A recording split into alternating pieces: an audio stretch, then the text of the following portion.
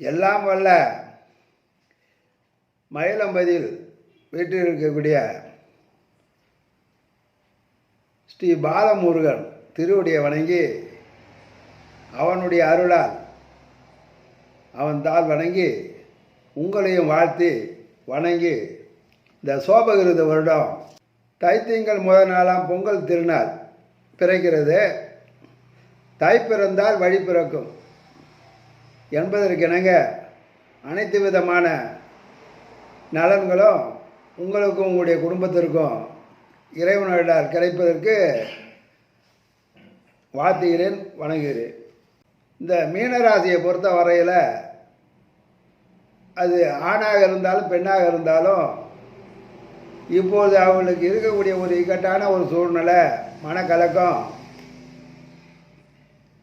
இந்த 7.5 சனி பாதிப்பு நமக்கு என்ன செய்யும்? சில அன்பர்கள் பேசிக்கொள்ளக்கூடிய தகவலை வைத்துக்கொண்டு உங்களுடைய மனமும் பேதலிக்கக்கூடிய தன்மையை இப்போது கொடுக்கும். பக்கத்தில் இருக்கிற யாராவது சொல்லுவார், எனக்கு 7.5 சனி வந்தது, கட்டிய கோமனம் தவிர மீது எல்லாமே நான் இழந்துட்டேன் அப்படின்னா சொல்லக்கூடிய அன்பர்களும் இருக்காங்க. அதே போல் தகவலையெல்லாம் கேட்டு கதி கலக்கக்கூடிய அமைப்பு இந்த மீனராசிக்கு இல்லை என்பதை ஆணித்தரமாக தெரிவித்துக் கொள்கிறேன்.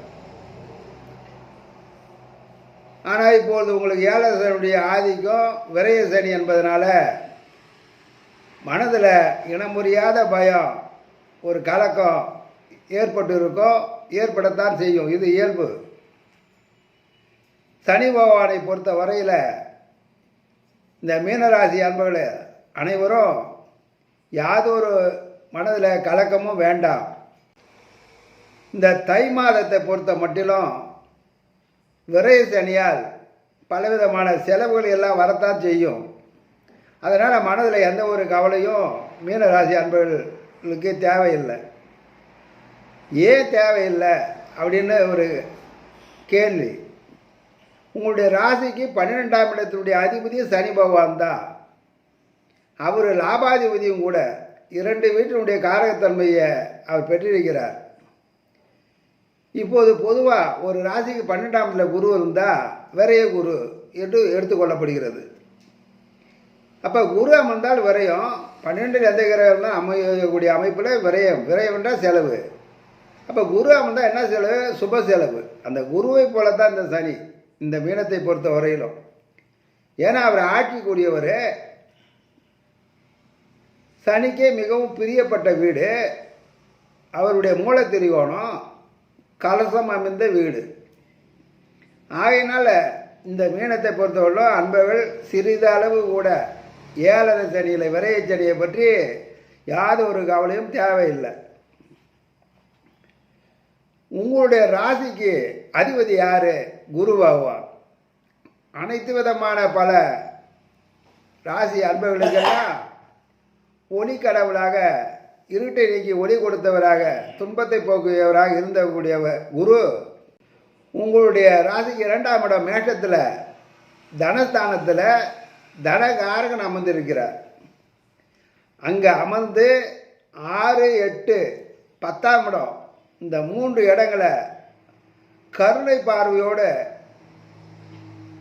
அவருடைய பார்வை செலுத்தக்கூடிய இந்த அமைப்பு மிகவும் சிறப்பானது. எனவே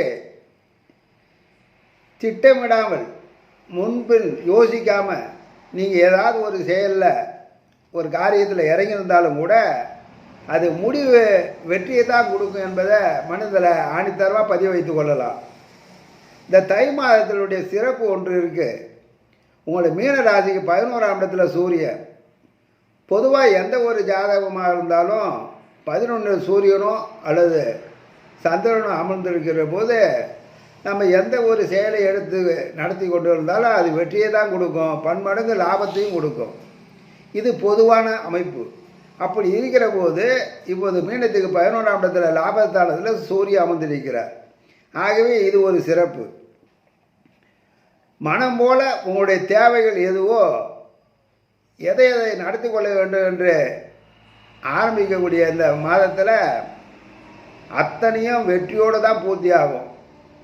உடலில் நோய் நொடிகள் தாக்கம் எது இருந்தாலும், எதிர்ப்புகள் இருந்தாலும், பகைகள் இருந்தாலும், கடன் பிரச்சனை இருந்தாலும், ஏன்னா 6ஆம் இடத்தை குரு பார்க்கிறார். 6ஆம் இடத்தினுடைய பாவத்தினுடைய பலன்கள் எல்லாம் இதுதான். ஆகையினால எதிர்ப்புகள், பகைகள், நோய் நொடிகள், கடன் பிரச்சனை எதுவாக இருந்தாலும் அத்தனையும் இந்த குருவுடைய பார்வையினால் விலகக்கூடிய அமைப்பில் தான் உங்களுடைய குருநாதன், உங்களுடைய ராசி அதிபதி மேஷத்தில் அமர்ந்து சிறப்பாக அவருடைய பார்வை செலுத்துகிறார். இந்த பார்வை செலுத்தினால புதிய தொழில், உத்தியோகத்தில் இடைப்பட்ட காலத்தில் சில சிக்கல்கள் அதையெல்லாம் முறியடித்து மீண்டும் வெற்றி வாகை சூடக்கூடிய அமைப்பை இந்த மீனராசிக்கு இப்போது கொடுக்கும். சுருக்கமாக சொன்னா, இந்த ராசி அதிபதி வலுவாக பார்ப்பதனால உங்களுடைய மனசில் ஒரு புத்துயிர் ஏற்படும். ஒரு சுணக்கங்கள் எல்லாம் சூரியனை கண்ட பனி போல மறையும். சூரிய பகவான் 11ஆம் இடத்தில் லாபஸ்தானத்தில் இருப்பதாலும், குரு நின்ற இடத்திற்கு அவர் 11ஆம் இடத்தில் தனியாக இருப்பதனாலும், உங்களுக்கு விரையச்சனி ராசியை பொறுத்த வரையிலும் குரு நின்ற இடத்திற்கு அவர் 11 லாபஸ்தானம். எனவே 11 சனி இருப்பதனாலும், குரு நின்ற இடத்திற்கு 10 சூரியன் இருப்பதனாலும் இதனால் என்ன நன்மை கிடைக்கும் என்று எடுத்துக்கொண்டா, ஜீவனம் செய்யும் தொழில் எதுவாக இருந்தாலும் சரி, அது அரசாக இருந்தாலும் சரி, தனிப்பட்ட தனியார் துறையாக இருந்தாலும் சரி, ஒரு தொழில் செய்யக்கூடிய அமைப்பாக இருந்தாலும் சரி, விவசாயமாக இருந்தாலும் சரி, எந்த வழியில் உங்களுக்கு ஜீவனம் வீட்டிற்கு வர வேண்டுமோ அந்த இடத்தை பார்க்கக்கூடிய அமைப்பில் 4-7 கூடிய புதனும் 2-9 கூடிய பாக்கியாதிபதி செவ்வாய் அவரும் இணைந்து இருக்க, அதை செவ்வாயுடைய வீட்டில் தனஸ்தானத்தில் இருந்து தனஸ்தானாதிபதியை தனகாரகனும் பார்க்கக்கூடிய அமைப்பு இந்த மாதத்தில் மிகவும் சிறப்போடு அமைகிறது. இப்படி ஒரு அமைப்பு, அதுவும் பார்வை என்றால் 9வது பார்வையாக குரு பார்க்கிறார். இந்த எந்த ஒரு ராசியிலும் பிறக்கும்போது கூட 9ஆம் இடத்தை சூரியன் பார்த்தாலோ இல்லை குரு பார்த்தாலோ அந்த ஜாதகத்தில் உள்ள தோஷங்கள் அனைத்தும் விலகிவிடும் என்பதோ ஜோதிடத்தினுடைய அசைக்க முடியாத ஒரு நம்பிக்கை, விதி. அந்த அமைப்பு இப்பொழுது குரு 9ஆம் இடத்தை, அதாவது உங்களுடைய ஜீவனத்தை 9ஆம் பார்வையாக பார்க்கிறார். இந்த அவருடைய பார்வை ஜீவனத்தை பார்ப்பதனால சீரோடும் சிறப்போடும் அமைந்து விடுகிறது. இதனால் எத்தனை இடர்கள் வந்தாலும், செலவுகள் வந்தாலும் அத்தனையும் சமாளிக்கக்கூடிய பேராற்றல் இப்போ உங்களுக்கு ஏற்படும். இதை மிகவும் உங்களை மகிழ்ச்சி கடலில் நீந்தணுன்றதுக்காக சொல்லலை, இது உண்மையும் கூட, ஜோதிட விதியும் இது உண்டு. அதே சமயத்தில் ஜனவரி மாதம் 19ஆம் தேதி 3-8 கூறிய சுக்கிர இதே தனுசு ராசியில் 10ஆம் இடத்துல சஞ்சரிக்க இருக்கக்கூடிய காலகட்டத்தில் அப்போது தான் கொஞ்சம் கவனம் தேவை. தொழில் வழியில், வண்டி வாகனங்களை இயக்கத்தில், பணிபுரிய இடத்துல, பணியாளர் இடத்துல பேசக்கூடிய இடத்துல, குடும்பத்தில் பேசக்கூடிய இடத்துல, கணவன் மனைவி இடத்துல பேசக்கூடிய இடத்துல, இதை போல இடங்கள் எல்லாம் நம்ம கொஞ்சம் விட்டு கொடுக்கக்கூடிய அமைப்போ, கொஞ்சம் சகிப்புத்தன்மையோ அந்த காலகட்டத்தில் இருக்க வேண்டும். இருந்தாலும் குருவுடைய பார்வை அங்கேயும் இருக்கு. செவ்வாய் தனுசில் இருந்து போனாலும், புதன் போனாலும், சுக்கிரன் போனாலும், குருவுடைய 9வது பார்வை பார்த்து அவர்களுக்கு அந்தந்த இடத்துல இந்தா பிடிச்சிக்கோ பிரசாதத்தை, இருந்துட்டு நல்லபடியாக இருந்துட்டு போ, ஒன்றும் தொந்தரவு வேண்டாம் அப்படின்னு குரு அவங்கவுங்களுக்கு அவங்க கையிலே ஒரு பிரசாதத்தை கொடுத்து அனுப்பிச்சு கொண்டு இருக்கிறார். ஆகவே குரு இருக்க உங்களுக்கு எந்த ஒரு கவலையும் தேவையில்லை என்பது தான் இந்த மாதத்துடைய சிறப்பான பலன். மேலும் ஜனவரி மாதம் 27ஆம் தேதி மகரத்தில் உங்கள் ராசிக்கு 11ஆம் இடம் லாபஸ்தானத்தில் புதன் கிரகம் இணைகிறார் சூரியனோடு. ஆகவே இது புதன் ஆதித்ய யோகத்தை ஏற்படுத்தி பல வகைகளில் நன்மைகளை எல்லாம் கொடுக்கும். பூமியால் லாபம் உண்டு, வீடு மாற்றங்கள் ஏற்படும், மனசுக்கு பிடித்த மாதிரி சில இடங்களை மாறி, அதாவது வீட்டை மாற்றி செல்லக்கூடிய அமைப்பும் ஏற்படும். வீடு மட்டுமல்ல, தொழில் வழியிலும் இடமாற்றம், வேறு ஏதாவது நமக்கு விருப்பம் இல்லாத இடத்துல இருந்திருந்தாலும் கூட நமக்கு மனதிற்கு விருப்பப்பட்ட இடத்திற்கு மாற்றி கொண்டு வரக்கூடிய அமைப்பையும் இப்போ ஏற்படுத்தும். தொழில் வகையில் இந்த சிக்கல்கள் எல்லாம் படிப்படியாக இந்த அமைப்பினால் இந்த புதனாலும் சூரியனாலும் 11ஆம் இடத்துல லாபத்தில் இருப்பதனால பல வகையில் உங்களுக்கு நன்மை ஏற்படும். வெளிநாடு போகணுமா இல்லை வெளி மாநிலத்தை வேலையா, உடனே சரி அதுக்கு உடனே பச்சை இங்கே போட்டு கையெழுத்து போட்டு குரு குத்துருவார். சரி எங்கள் அப்பா வெளிநாடு போயிருக்காரு, இல்லை எங்கள் பிள்ளை வெளிநாடு போயிருக்கா, அவனுடைய நிலைமை என்ன ஏதுன்னு கேள்வி வருகிற போது அங்கேயும் அவர்களுக்கு இதுவரையில் இருந்த நிலையை விட சிறப்பான மற்றொரு இடத்திற்கு பரிமாற்றம் ஆகக்கூடிய சூழ்நிலையும் கொடுக்கும். அதற்கும் இந்த குரு பகவான் அவருடைய பச்சை எங்கள் கையெழுத்து போட்டுருவார். ஆகவே வெளிநாட்டு தொடர்பும் நல்ல மகிழ்வு, அதாவது மனம் மகிழக்கூடிய அளவில் சந்தோஷ செய்திகள் உங்களை தேடி வரும். நீங்கள் வெளிநாடு போவதற்கும் வாய்ப்புகள் உண்டு. வெளிநாட்டிலிருந்து அங்கே சில அவதிகளை பட்டு கொண்டு இருந்த நிலையை மாறி அங்கே சிறப்பான இடமும் கிடைக்கும், அங்கேயும் ஊதிய உயர்வு கிடைக்கும், மன சந்தோஷம் கொடுக்கும். அவருடைய மன சந்தோஷத்தை உங்களோட பகிர்ந்து கொள்ளக்கூடிய காலகட்டத்துடைய தொடக்கம் இந்த தை மாதம்.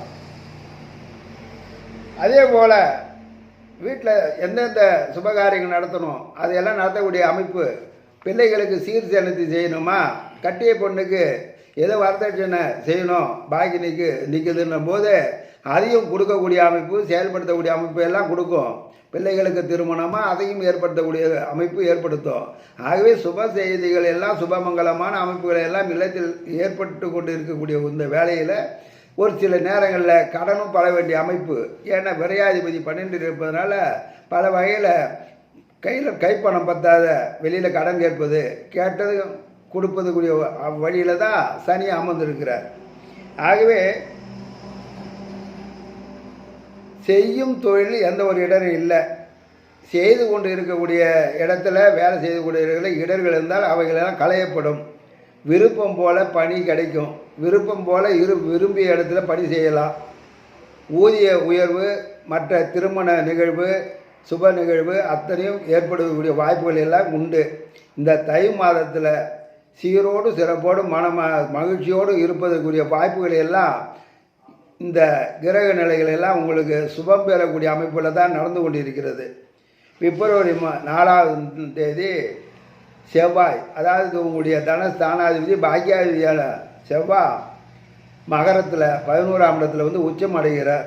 உங்களுடைய வாழ்க்கையில் எதையெல்லாம் நீங்கள் நினைத்து தொடருங்களோ, அது புதிய தொழிலாக இருந்தாலும் சரி, வீடாக இருந்தாலும் சரி, மனை வாங்குவதாக இருந்தாலும் சரி, வெளிநாடுக்கு செல்வதாக இருந்தாலும் சரி, இந்த வகையில் எல்லாம் உங்களுக்கு பெரிய ஒரு ஏற்றங்களை கொடுக்கக்கூடிய அமைப்பு. இந்த சனி மட்டுமல்ல, விரைய சனி ஒரு புறம் இருக்கட்டும், அதையெல்லாம் மீறி இந்த உச்சமடைகிற செவ்வாய் உங்களுக்கு பற்பல நன்மைகளை எல்லாம் பெருவாரியாக வாரி வழங்குவதற்கு மிகவும் கடமைப்பட்டவர் ஆவார். அவர் பிப்ரவரி மாதம் 4ஆம் தேதி மகரத்தில் உச்சமாகக்கூடிய அந்த காலகட்டம் உங்களுக்கு ஒரு பொன்னான காலம், பொற்காலம் என்பதை மனதில் பதிவு வைத்துங்க. அதனுடைய பலாபலங்களை வெகு விரைவில் உங்களுக்கு தெரிவிக்கிறேன். ஆகவே இந்த தை மாதம் மீன ராசியை பொறுத்தவரையிலும் மிகவும் சிறப்பாகவே உள்ளது. மகிழ்வோடு இந்த தை மாதத்தை நீங்கள் கொண்டாடி வெற்றி வாகை சூடுகள் என்று கூறி முடிக்கிறேன். வணக்கம்.